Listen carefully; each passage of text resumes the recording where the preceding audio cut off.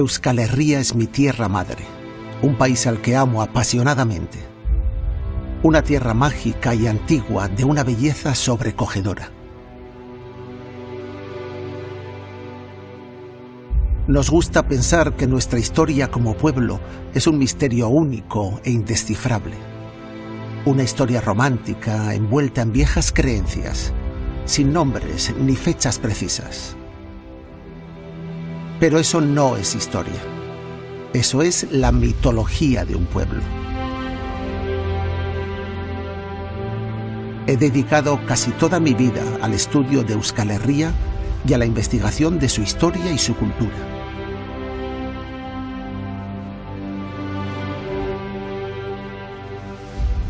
En las calles y plazas de Euskal Herria es muy frecuente escuchar en conversaciones informales que las mujeres vascas son extraordinariamente fuertes y poderosas y que Baskonia es o ha sido alguna vez en el pasado un matriarcado. Sin embargo, cuando se quiere profundizar un poquito en esta idea, nadie parece ser capaz de decir cuándo y dónde ha ocurrido esto, y mucho menos de decirnos si en el pasado hemos sido alguna vez un país con relaciones igualitarias entre mujeres y hombres.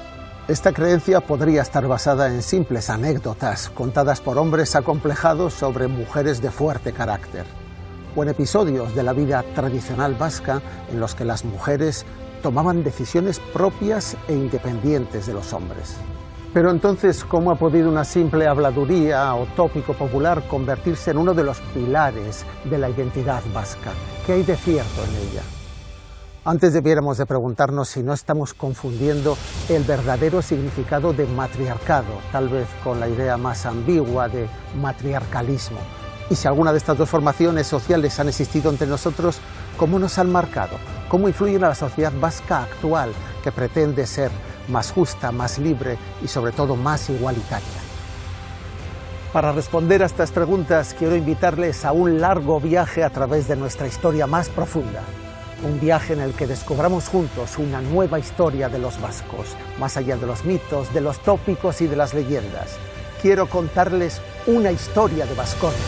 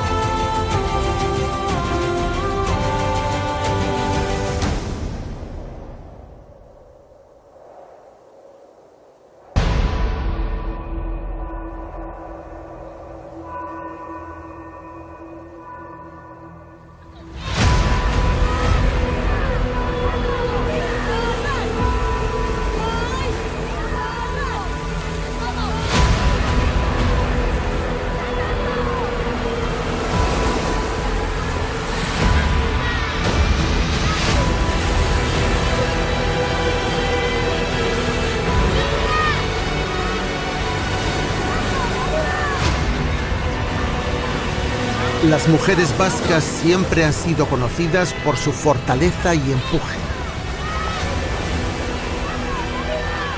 Admiradas por su valentía, su tenacidad, su despliegue de energía vital y algunas por ser capaces de realizar proezas físicas que escapan a las habilidades de la mayoría de los varones.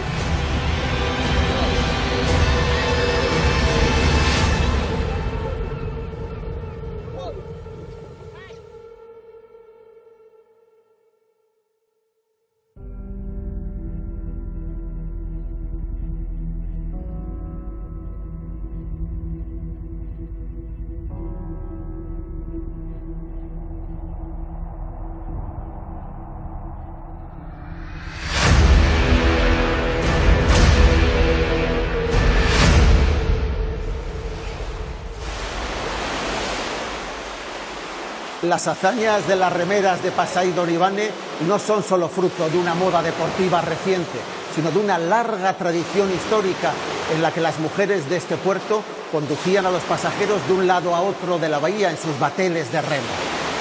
Se dice que su fama de fuerza era tanta que hasta el mismísimo rey de España quiso llevárselas como remeras para que le pasearan en las barcas del estanque del Retiro de Madrid.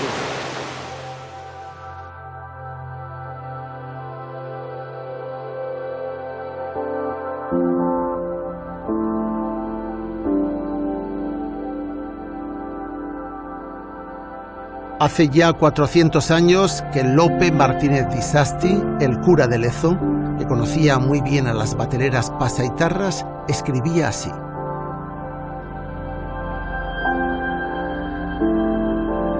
Pasaya ha tenido y tiene mujeres varoniles, que sin temer las tormentas de la mar, han acudido con chalupas a atoar, es decir, a remolcar, y meter en el puerto galeones de las armadas reales y otras naves que vienen de Terranova y de otras partes, remando con gran esfuerzo, como si fuesen varones en falta de los marineros que andan por la mar en sus viajes, mostrando su destreza en gobernar barcos y chalupas y en el uso de las armas.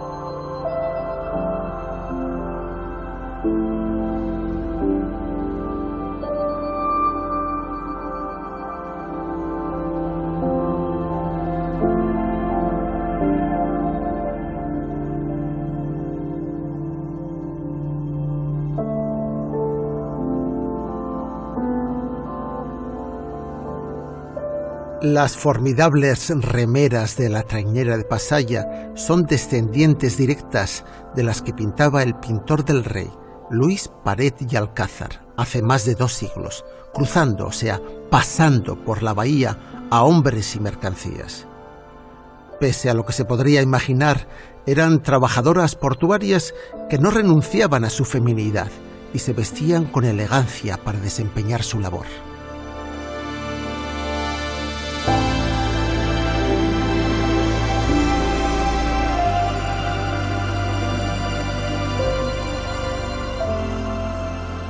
Una condesa francesa que las conoció en el siglo XVII escribió que además de muy fuertes y muy bellas, habían construido una sociedad cerrada y empoderada, una auténtica república de mujeres.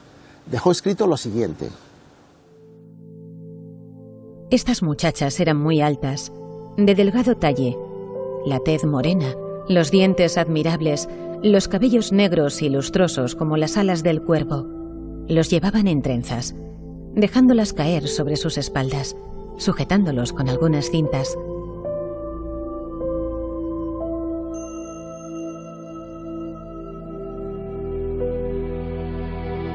Os aseguro que me encantaron. Me dijeron que estas muchachas de pie marino nadaban como peces y que no admitían entre ellas a otras mujeres ni hombres. Es una especie de pequeña república a la que acuden de todas partes y sus padres las envían allí desde muy jóvenes.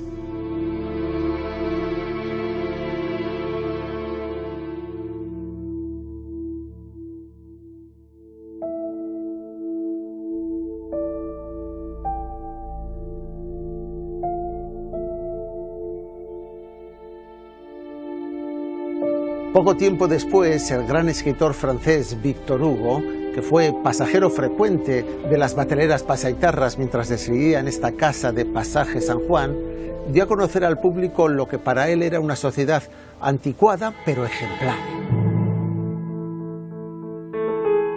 La población de esta ciudad de pasajes tiene una única industria: el trabajo en el agua. Ambos sexos han dividido el trabajo de acuerdo a su fuerza. El hombre en el barco, la mujer en la barca. El hombre en el mar, la mujer en la bahía.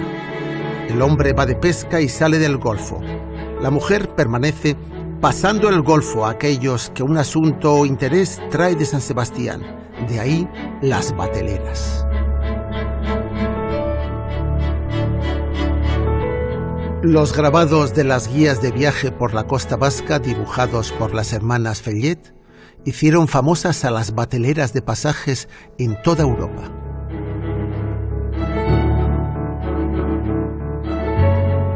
Los primeros turistas extranjeros que llegaron a la costa vasca buscaban conocer a esta comunidad de poderosas trabajadoras del puerto que se comportaban con inesperado refinamiento y elegancia. Fueron precisamente ellas las que dieron nombre al pueblo de Los Pasajes, trasladando, es decir, pasando pasajeros en barca.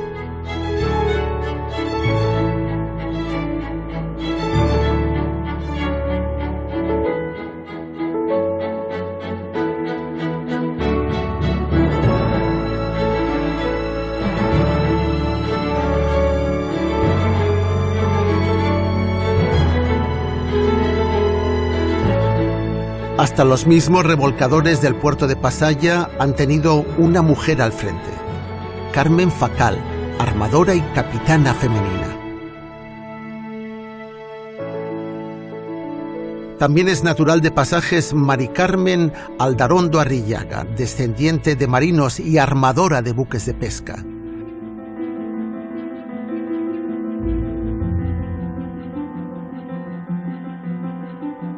Son dos ejemplos de mujeres que tuvieron que bregar en un entorno extremadamente duro de hombres recios, ganándose el respeto de los varones que las obedecían sin rechistar.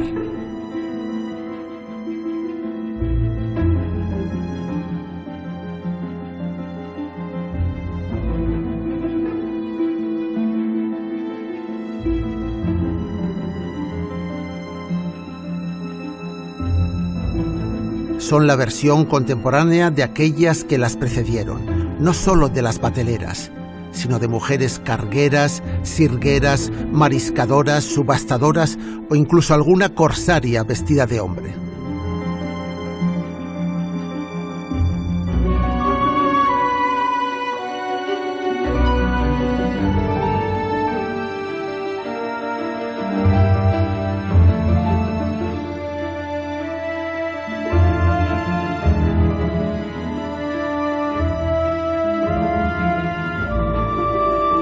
Pese a que su importancia en el pasado ha sido muchas veces ignorada, olvidada o ninguneada, nadie duda de la capacidad de trabajo de las mujeres vascas, muy especializada y superior en muchos casos a la de los hombres.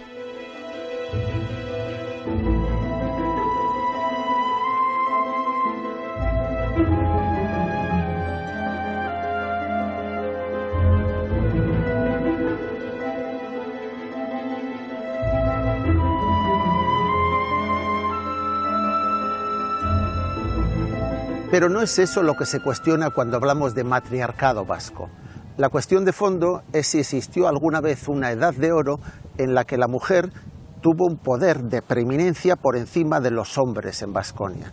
Es decir, si en Baskonia existió alguna estructura social y psicológica en la que la mujer y lo femenino tuvieron más poder que el hombre y lo masculino. Eso sería la auténtica definición de matriarcado y eso es lo que vamos a intentar averiguar.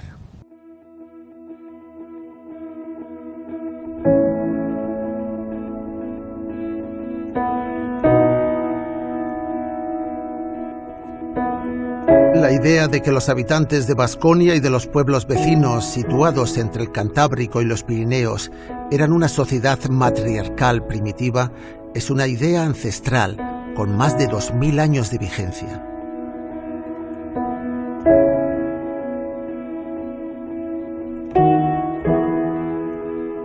Y ha durado hasta hace bien poco. Concretamente hasta los años 50 del siglo XX, siendo defendida incluso por personajes de la enorme talla intelectual de don Julio Caro Baroja. Pero por muy sugestiva que resulte, esa Arcadia no deja de ser una idea falsa.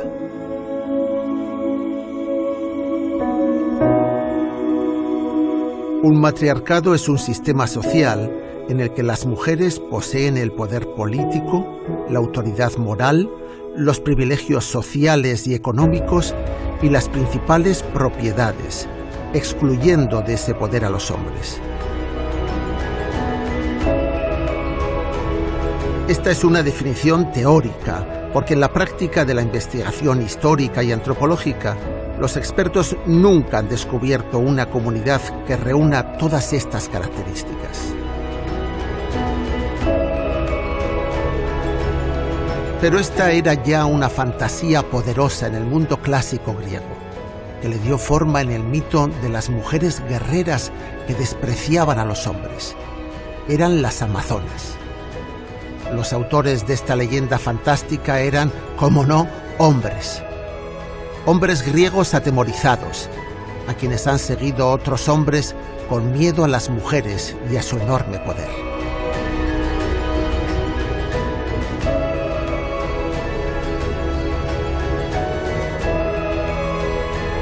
Un hombre griego llamado Estrabón, que vivió en Turquía hace más de 2000 años y que nunca visitó Baskonia, escribió una extraordinaria obra de geografía sobre los territorios exóticos y bárbaros que había conquistado el Imperio Romano. Y en ella explica por primera vez que los pueblos del norte de Hispania eran tan primitivos y atrasados que constituían una especie de ginecocracia, o sea, un gobierno de mujeres.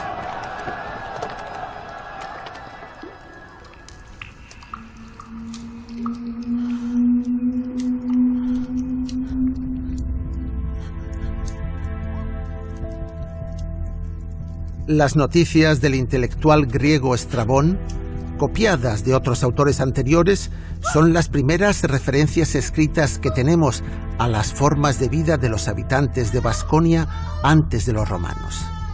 Dicen así: la valentía es cosa común entre ellos, no solo entre los hombres, sino también entre las mujeres. Estas cultivan la tierra. Apenas han dado a luz, ceden el lecho a sus maridos y los cuidan. Con frecuencia paran en plena labor del campo y lavan al recién nacido en un arroyo, envolviéndoles luego, y siguen trabajando. Tales rasgos denotan cierto salvajismo en sus costumbres. Entre los cántabros es el hombre quien dota a la mujer, y son las mujeres las que heredan y las que se preocupan de casar a sus hermanos. Esto constituye una especie de ginecocracia, régimen que no es ciertamente civilizado. No sabemos de dónde se sacó Estrabón la información para construir este antiguo relato. Ni siquiera estamos seguros de que se refiera específicamente a los vascones con el mismo. Lo que sí sabemos es que está lleno de los tópicos y fantasías propios de los etnógrafos griegos de la antigüedad. El objetivo de estas personas era contraponer la civilización contra la barbarie.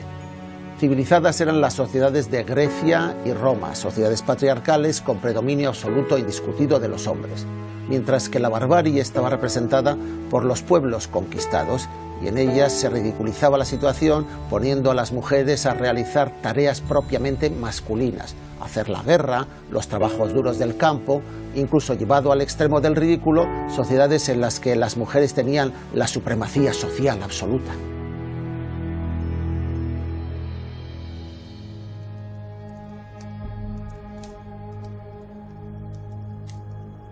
La escena en la que el padre se tumba en la cama después del parto de la mujer y simula los dolores del puerperio y trata de dar calor al niño recién nacido mientras la madre le atiende a él y a las visitas, se llama covada. Es un nombre que equivale a estar incubando un pollo o un cachorro ajeno.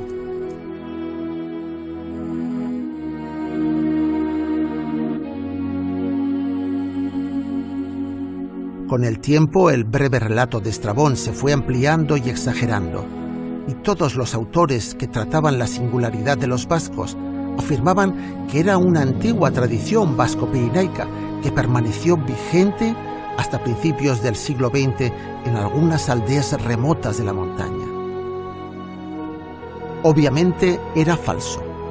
Esa supuesta tradición vasca no existía, no existió nunca.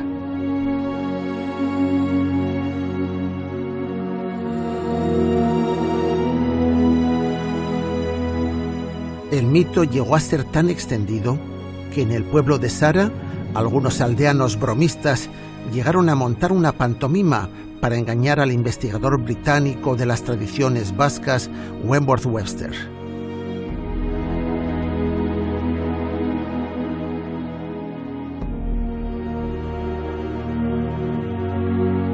Uno de ellos se metió en la cama simulando los dolores, mientras los amigos le llevaban solícitos un tazón de caldo de gallina caliente y le preguntaban cómo había ido el parto. El ingenuo vicario inglés cayó en el engaño y llegó a incluir como auténtica esta falsa tradición vasca en las páginas de la Enciclopedia Británica.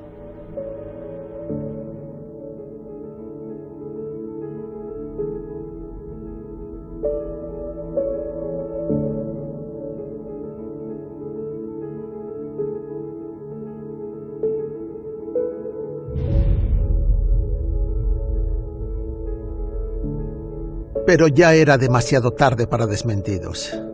A mediados del siglo XIX, el mito de la covada cántabro-pirenaica se había difundido tanto que llegó a ser señalado por un profesor suizo de derecho romano, Johann Jakob Bachhofen, como una de las mejores pruebas de que había sociedades matriarcales en Europa.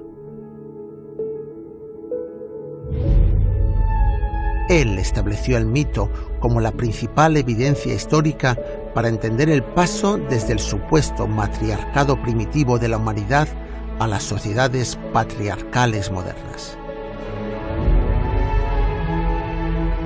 El derecho materno tuvo poca repercusión en su momento, pero revolucionó la visión tradicional del papel de la mujer en las sociedades antiguas y fue el precursor de muchas teorías feministas posteriores sobre el matriarcado.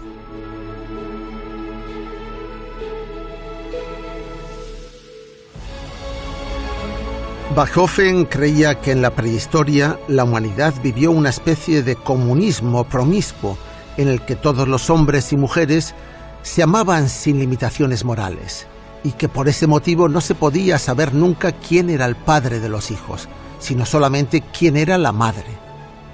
En esta fase que él llama lunar de la prehistoria, solo las madres eran importantes y adoraban a una gran diosa madre universal, madre también de la agricultura, de los animales y de la tierra, supuestamente conocida entre los vascos como Amalur.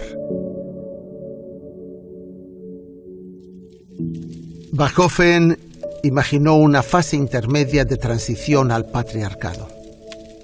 Una fase más solar y monógama, en la que la mujer se unía con un solo hombre, responsable de la paternidad sobre los hijos, tratando de asegurarse con certeza de que eran solo suyos.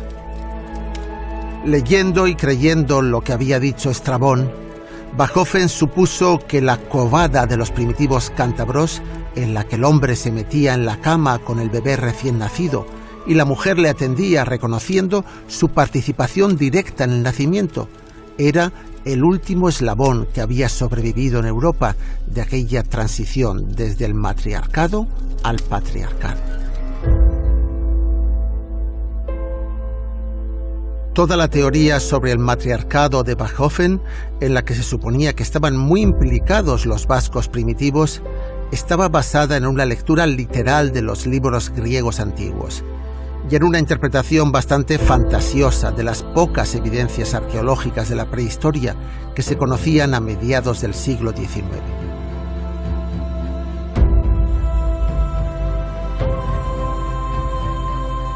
Desde entonces, todo lo avanzado en la arqueología prehistórica y en el análisis literario ha invalidado la mayor parte de sus conclusiones, al menos entre los historiadores. Pero algunos investigadores de otras disciplinas, sobre todo algunos antropólogos de orientación socialista y feminista, siguen teniendo en cuenta sus ideas sobre un tiempo mítico, el tiempo de los dólmenes, el tiempo neolítico y de la invención de la agricultura, en el que las mujeres supuestamente tuvieron mayor preeminencia social que los hombres.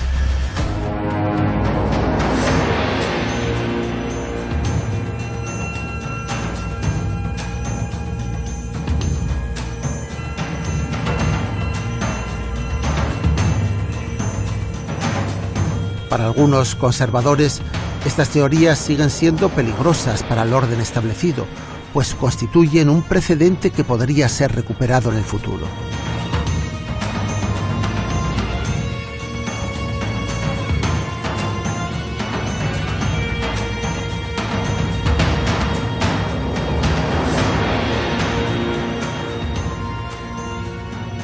Lo cierto es que hasta ahora no teníamos ninguna evidencia científica cierta para poder entender cómo eran las relaciones de poder entre hombres y mujeres en las antiguas sociedades neolíticas que construyeron los grandes dólmenes. Pero eso está cambiando rápidamente.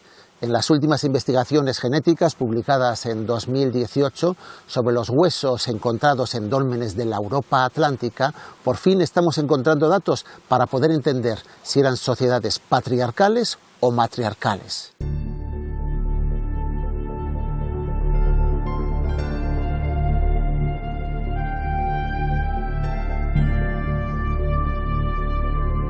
Los genetistas han demostrado que en los dólmenes hay enterrados muchos más hombres que mujeres, lo que significa que no era una comunidad igualitaria, sino un grupo en el que los varones tenían más importancia social.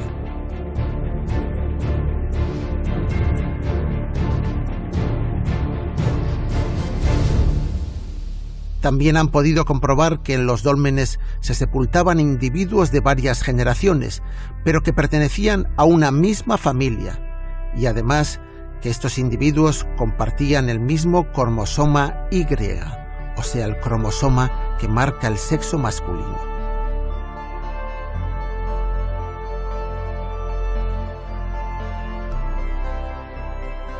La hipótesis que proponen los investigadores actuales es que los dólmenes, estas tumbas monumentales de los primeros agricultores de la Europa atlántica, eran panteones familiares, pero de familias o linajes patriarcales dominantes, en las que la sucesión en el poder pasaba de padres a hijos, pero siempre entre hombres, no de madres a hijas, como algunos antropólogos todavía siguen imaginando.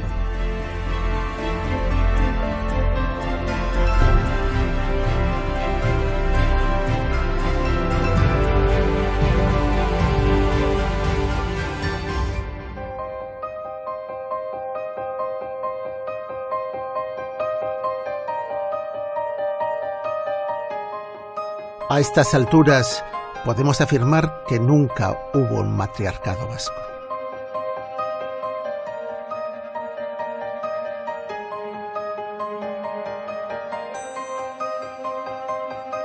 Todo fue un noble invento del socialismo utópico masculino, basado en datos históricos falsos o malinterpretados. Ni Estrabón, ni Bachofen, y mucho menos Webster, pudieron demostrar la existencia del supuesto matriarcado. Ni siquiera lograron evidencias sobre el mito vasco de la cobada, el falso parto de los hombres.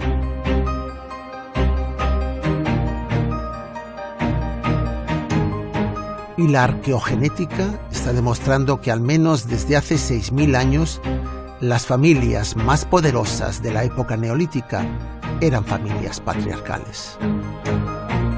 Pero en la Vasconia de la era moderna, ¿ha habido algún momento, alguna sociedad en la que las mujeres han tenido más poder que los hombres? ¿Algún momento en que las mujeres han podido conquistar derechos tradicionalmente masculinos fuera del ámbito doméstico? Para descubrirlo tenemos que seguir nuestro viaje para intentar averiguar si hemos llegado en algún momento a tener algo parecido a eso que dicen el matriarcado vasco.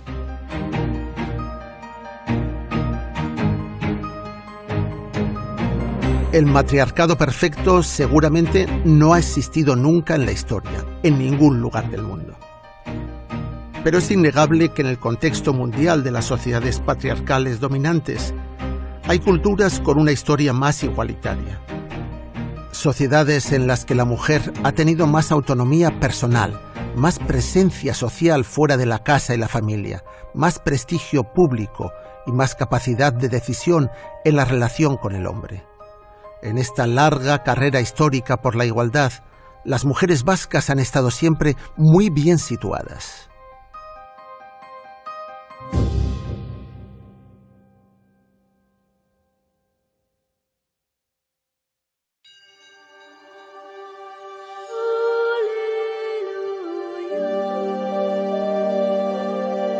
El pintor de origen alavés, Francisco de Mendieta, que tenía su estudio en el casco viejo de Bilbao, pintó en 1609 dos grandes cuadros para defender el fuero de Vizcaya, cuestionado entonces por los jueces de Castilla. Uno de los cuadros representa al rey Fernando el Católico recibiendo el homenaje de los patriarcas masculinos de las familias guerreras de Vizcaya tras haber jurado los fueros bajo el árbol de Guernica.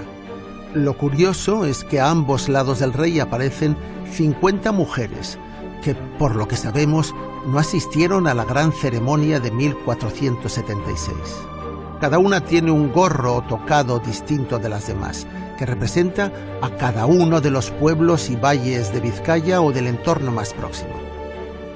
El pintor se inventó este gran retrato colectivo de mujeres vascas para simbolizar que todos los pueblos de Vizcaya eran testigos y apoyaban el juramento del rey. Las sorprendentes protagonistas simbólicas de este acto de altísimo significado político son las mujeres.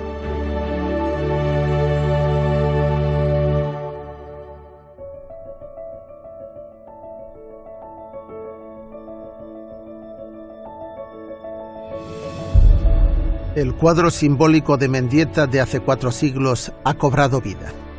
Hoy se reúnen ante él muchas de las mujeres que ocupan cargos de poder político en Euskadi, encarnando el papel de las mujeres del cuadro. Y no son cargos menores. Todas las presidentas de las juntas de Vizcaya, Álava y Guipúzcoa, así como la presidencia del Parlamento Vasco y del Parlamento de Navarra, han estado ocupadas en un determinado momento por mujeres, por primera vez en la historia de Baskonia. Junto a ellas se reúnen decenas de alcaldesas, parlamentarias y concejalas para reivindicar la igualdad en la política vasca. Ellas representan la primera generación de mujeres vascas que han tenido un acceso igualitario al poder político.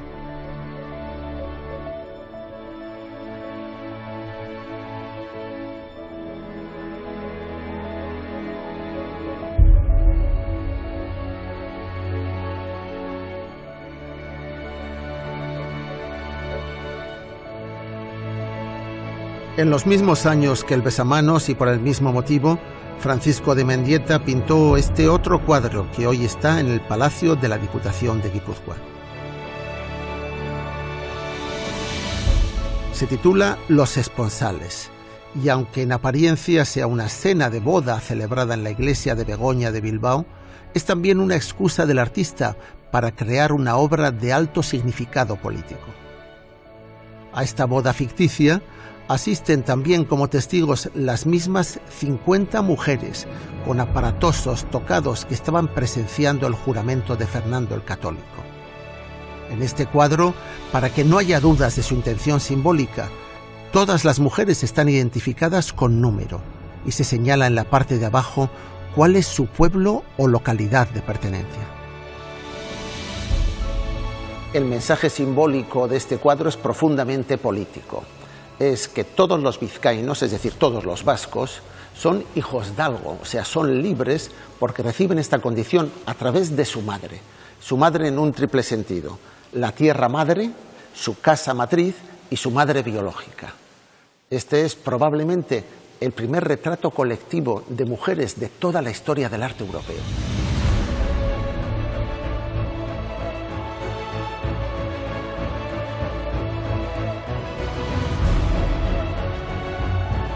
Las madres vascas, las mujeres vascas, cobran aquí un protagonismo social excepcional.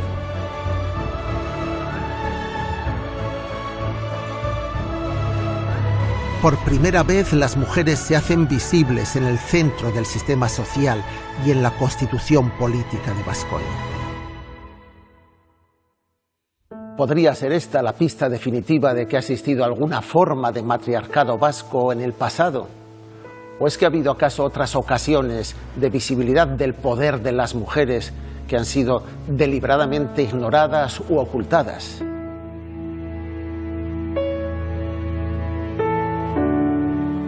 Queremos profundizar un poco más en la visibilidad de la mujer vasca a través de la historia, y para ello hemos pedido ayuda a las mejores especialistas en el tema, a las hermanas Ana y Rosa Iciz, en Arre. Hay rasgos en la sociedad histórica vasca en Euskal Herria en los que podamos ver más matriarcado o más matriarcalismo, como ha dicho Rosa, que en el resto de las sociedades europeas? Rasgos. Bueno, pues aparte de la pervivencia de la única diosa paleolítica que llega hasta la actualidad, que es la diosa Mari, que eso desde luego nos distingue con respecto a cualquier otro país europeo, sí que se pueden ver rasgos, por ejemplo, en el culto funerario, así como las sacerdotisas son las diosas en la prehistoria, pues con posterioridad en la Edad Media, y pues ya la Echecoandre es la ministra de lo funerario, del culto a los muertos y a la familia. Entonces se ocupa tanto de los vivos como de los muertos y enseña a todos que hay que respetar a los difuntos. Otro rasgo que hemos visto, también matriarcal, es la figura de las endechadoras. Son unas mujeres que se afligen, cantando unas rimas, ¿no?, y unos versos por la muerte de algunas personas. Entonces lo que generalmente hacían... Plañideras en verso. Hacían en verso... Plañideras en endecha. Endecha, entonces una empezaba, otra continuaba delante de un auditorio y se creaba como una especie de debate que pues es muy similar al versolarismo moderno, y entonces pues daba lugar a una serie de versos que han pervivido hasta nuestros días. Otro rasgo de matriarcalismo en la sociedad posterior también que vemos es en las juntas vecinales, en los batzarres, o sea, principalmente en los pueblos vizcaínos.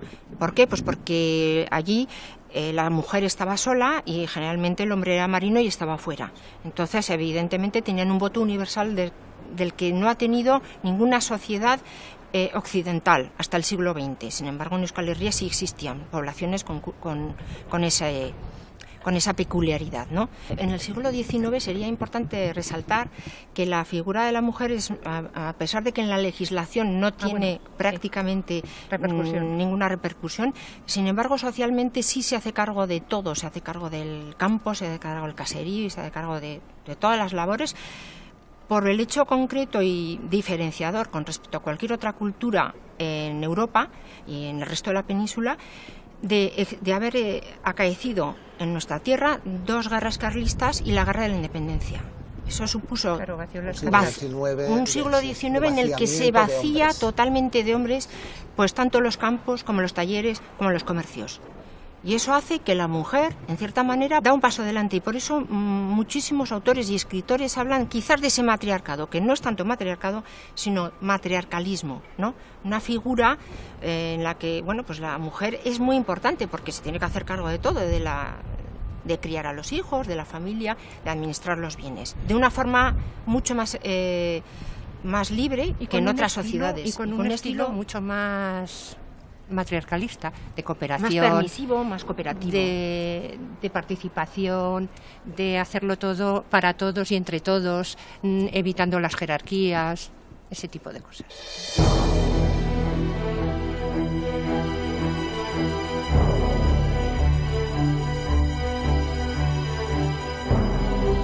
El mito decimonónico que imaginaba que antes de las sociedades dominadas por los hombres hubo sociedades matriarcales sobrevivió como una hipótesis teórica indemostrable hasta el siglo XX y vivió un nuevo florecimiento aún vigente con la segunda oleada del movimiento feminista.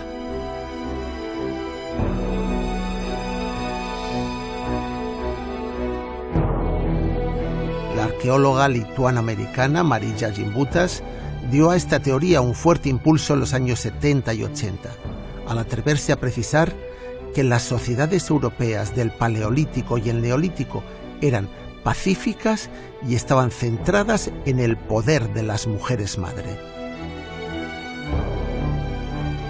Y que todas adoraban a una gran diosa madre universal de la que se han conservado numerosas figurillas.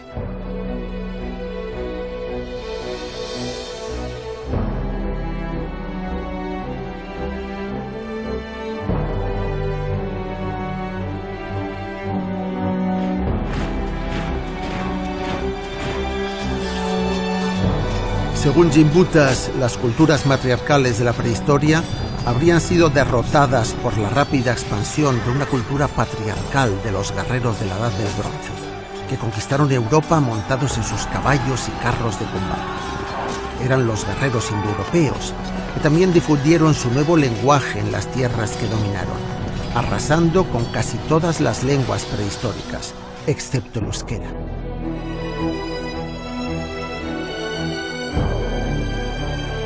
En aquel entonces todavía se pensaba que la expansión de la cultura indoeuropea nunca había llegado hasta Baskonia, pues en Euskal Herria ha sobrevivido la única lengua preindoeuropea de Europa.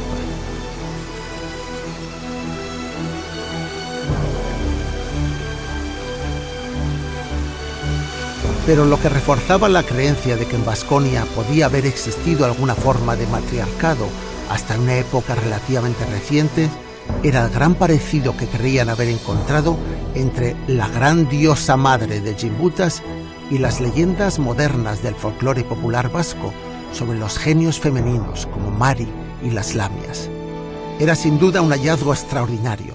Mari podía ser el único ejemplar superviviente de la gran diosa madre de las sociedades matriarcales prehistóricas, la última gran diosa madre de Europa. En las últimas décadas, quien más ha profundizado en las relaciones entre la mitología vasca y las raíces matriarcales profundas de Baskonia ha sido el filósofo y profesor de la Universidad de Deusto, Andrés Ortiz Osés. El filósofo, consciente de que no existían evidencias históricas ni hallazgos arqueológicos que pudieran demostrar con claridad que había existido un matriarcado real en la prehistoria, supone que lo que existió es algo parecido a lo que él denomina matriarcalismo en vez de matriarcado. El matriarcalismo sería algo más sutil y profundo, que no modifica las relaciones de poder entre hombres y mujeres, sino que constituye una especie de psicología profunda de la sociedad vasca. Así, el matriarcalismo sería una actitud psicológica difundida en toda la sociedad vasca. En palabras del propio Ortiz Osés, el matriarcalismo impregna, coagula y cohesiona el grupo social tradicional vasco de un modo diferente respecto a los pueblos indoeuropeos patriarcales.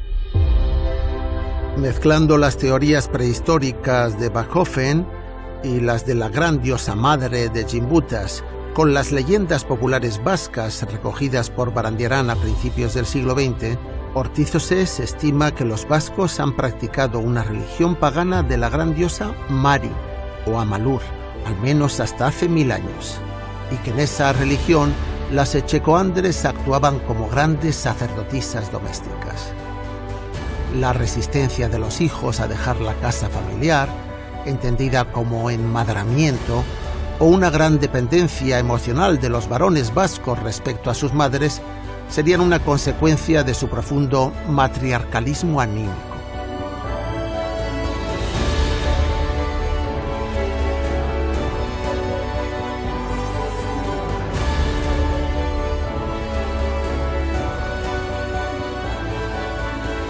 Lo mismo que la tendencia de los vascos a convivir y divertirse como hermanos, hijos de la misma gran madre, en comunidades y asociaciones espontáneas masculinas, como las sociedades gastronómicas o los chocos.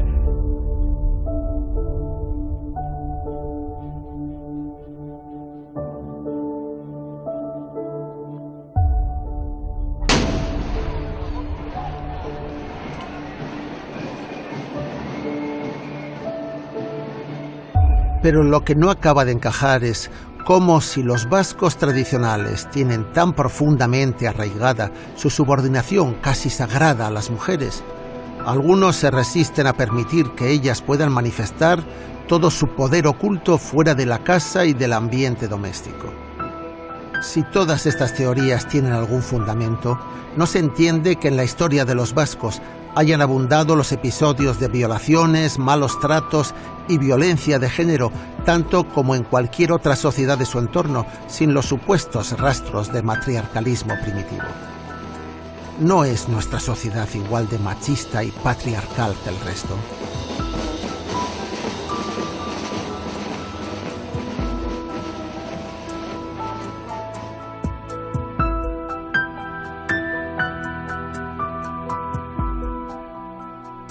Vamos a intentar buscar nuevas claves e intentar arrojar nueva luz sobre la realidad o ficción del mito vasco del matriarcado con la antropóloga social británica y profesora de la Universidad del País Vasco, Maggie Bullen, que en las 2 últimas décadas largas ya ha afinado una perspectiva de observación crítica, feminista y profundamente participante e implicada de la realidad social de Euskal Herria.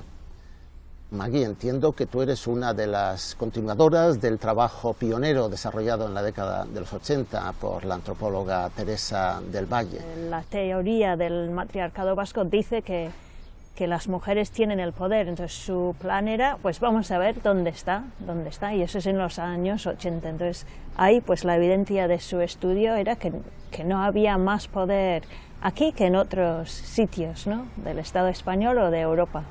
Y sin embargo, yo creo que es compartida. Hombres y mujeres vascos tenemos la imagen de que la mujer vasca no solo es una mujer fuerte, sino que es una mujer con poder, es una mujer empoderada. Yo creo que ese es el tema del matriarcado, nos hace fijarnos en la figura de la madre. Y claro, hay muchas mujeres que no son madres o eligen no ser madres. Entonces, pensar en sociedades estructuradas en torno a una figura de madre sí es problemático, ¿no? Yo me iría alejando de esa estructuración de figura de madre o figura de una mujer esencializado, ¿no? Habría que ver qué hacen las mujeres en la sociedad vasca hoy, dónde se mueven. Te quería preguntar por la imagen. La presencia de esta imagen, que es compartida en toda la sociedad vasca, es muy generalizada, de que la mujer es poderosa, la mujer vasca es poderosa, ¿ha perjudicado o ha beneficiado a las mujeres? ¿Les ha permitido promocionarse más, adquirir mayores cotas de poder y capacidad de decisión, como decía Teresa del Valle, o la ha desmovilizado? Pues, por ejemplo, aquí mismo en Hondarribia tenemos un conflicto, ¿no?, en torno a los alardes, en torno al alarde de Hondarribia. Entonces, aquí yo creo que ha surgido el mito de que las mujeres de Hondarribia son fuertes. Hay una organización, Hondarribiko Emakumea, que dice que no quieren que participen las mujeres en el alarde, ¿no? Sí, sí. Entonces, eso, el mito del matriarcado, como alimenta esa postura de decir, pues no, ya tenemos el poder, ya estamos en control, y nosotras elegimos no participar. Entonces, ese elegir no participar, ¿por qué impida que otras mujeres que sí quieren participen? Yo creo que lo que está en juego es realmente se está aquí cuestionando toda esta base de los roles y la estructura del sistema de género. ¿Quién es aquí la matriarca? ¿La que queda en casa, la que está en la acera, que espera y aplaude? ¿O más bien este es un espectáculo triste? ¿Qué hacemos a futuro? Haz un balance de la situación actual y qué podemos hacer a futuro con nuestros mitos constitutivos, en muchos casos, de nuestra personalidad cultural, y cómo van a proyectarse y desarrollarse en el futuro en estas sociedades que tú analizas. Yo creo que se está haciendo mucho. Creo que el feminismo, el movimiento feminista de Euskal Herria ha conseguido muchas cosas y lo está haciendo, ¿no? Tenemos las escuelas de empoderamiento, las casas de las mujeres, tenemos la compañía Jaizkibel y el alarde mixto de Irún, pero tenemos más allá muchos otros ejemplos, ¿no? Y yo creo que podemos jugar también con el mito de Mari, el mito de la diosa, que tiene mucho más de ambigüedad que la que aparece en los cuentos o en los libros de Barandiaran incluso, ¿no? Podemos transformar ese mito de una mujer estática, que manda. Podemos encontrar otro mito para la sociedad contemporánea, ¿no? Una sociedad más en términos de igualdad, más diversa, más divertida incluso.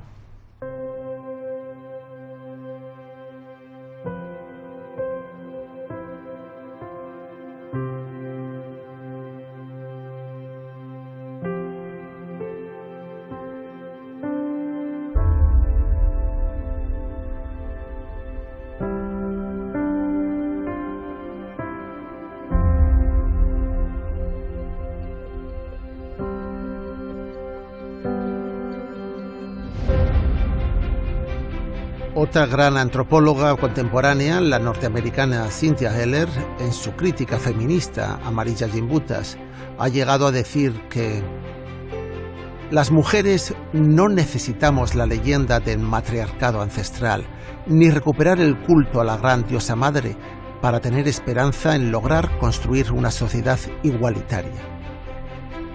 En el mejor de los casos, y en su interpretación más benévola, el matriarcado es solo una noble mentira. Pero además puede tener un efecto contrario al buscado, al desmovilizar a las mujeres con el espejismo de que la igualdad ya está conseguida, cuando todavía queda muchísimo por hacer.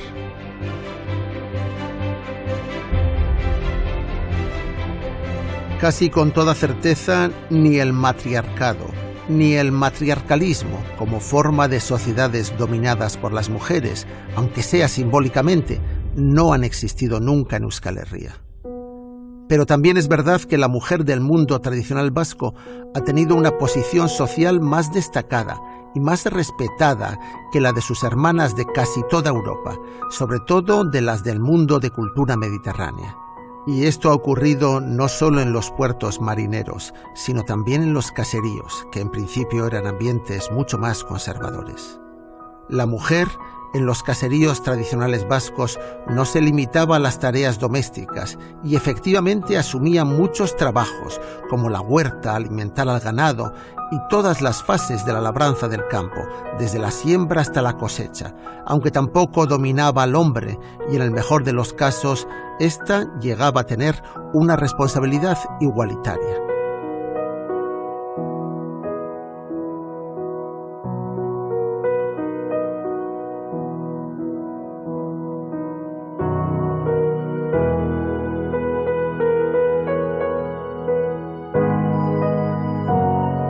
Muchas veces la mujer controlaba la casa y llevaba la administración de la economía doméstica. Muchas se encargaban de vender la producción agrícola del caserío en la plaza del mercado, de efectuar las compras de abastecimiento y de relacionarse con la autoridad, cosa que hacían en castellano, idioma que a veces casi ninguno de sus respectivos maridos o sobre todo los hijos conocía bien.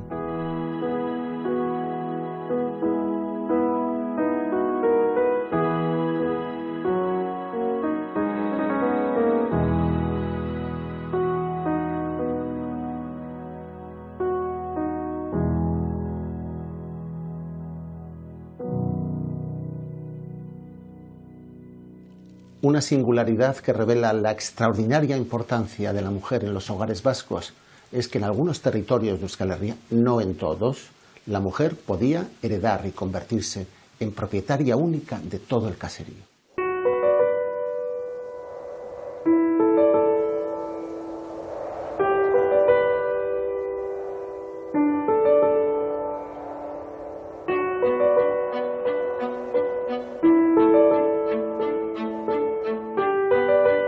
No era lo más frecuente, pero incluso la hija más joven de la familia podía ser elegida como heredera única del caserío, despreciando los derechos del resto de sus hermanos.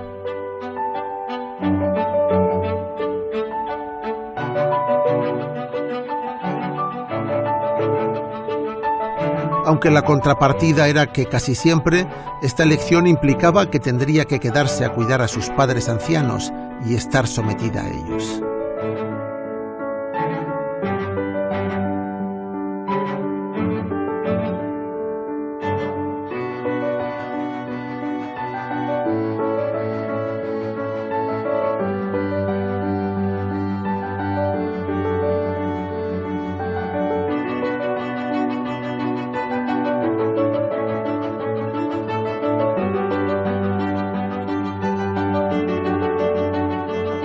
Que la mujer vasca pudiera ser legalmente propietaria del caserío o que firmara los contratos importantes de la casa y la familia en pie de igualdad con su marido, lamentablemente no implicaba casi nunca que estuviera empoderada en la vida pública de los pueblos agrícolas de Baskonia.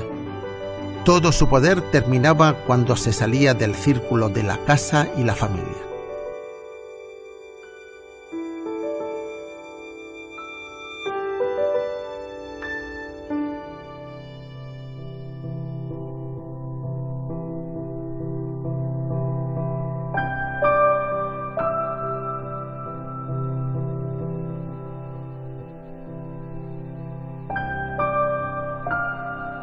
A nivel popular son los puertos pesqueros vascos donde más frecuentemente se señala que las mujeres vascas tienen un gran poder.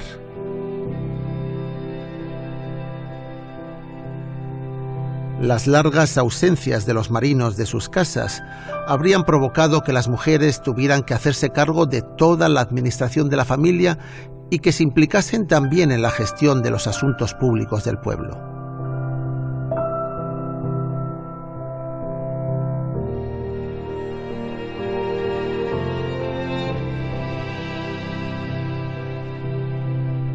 La fama de mujeres fuertes y empoderadas en puertos vascos como Bermeo constituye una leyenda dentro de la leyenda.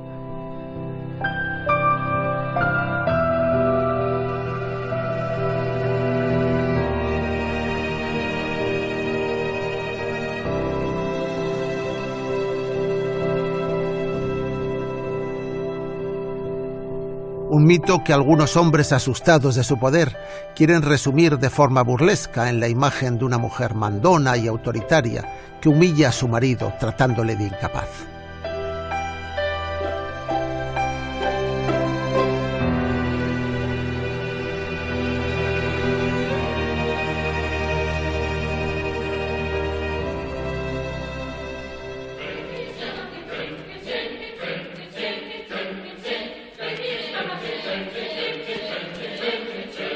Lo cierto es que ese viejo mito popular de una mujer tirana no tenía ningún reflejo en quien ejercía la verdadera representatividad del poder político y la toma de las grandes decisiones públicas de la vida del pueblo, que siempre eran hombres.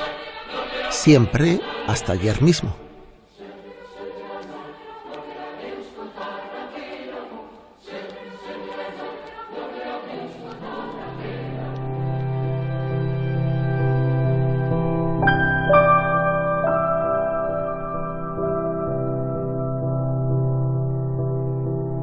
Tras una larga singladura, las dos últimas generaciones de vascas y vascos, aunque algunos lo hagan a regañadientes, han dado un golpe de timón hacia una sociedad más igualitaria. Conseguirlo es la gran revolución pendiente de nuestro siglo.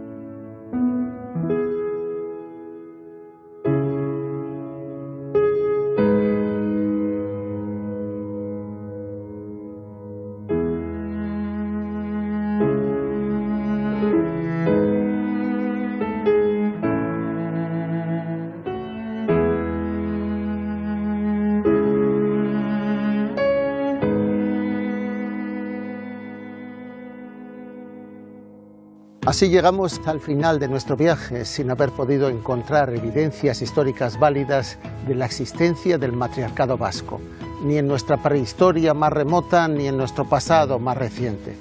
Tampoco hemos sido capaces de hallarlas en el mundo mágico de nuestras leyendas, ni siquiera en la vida cotidiana, en el presente de las mujeres vascas.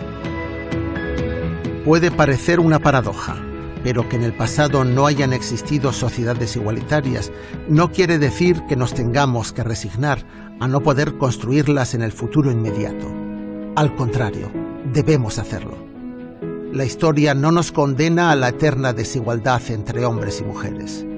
No estamos determinados por la historia. Por el contrario, los extraordinarios ejemplos de lucha y liberación de las mujeres vascas del pasado nos invitan a superarla para construir un futuro más justo, un futuro de igualdad que debe de empezar aquí y ahora mismo.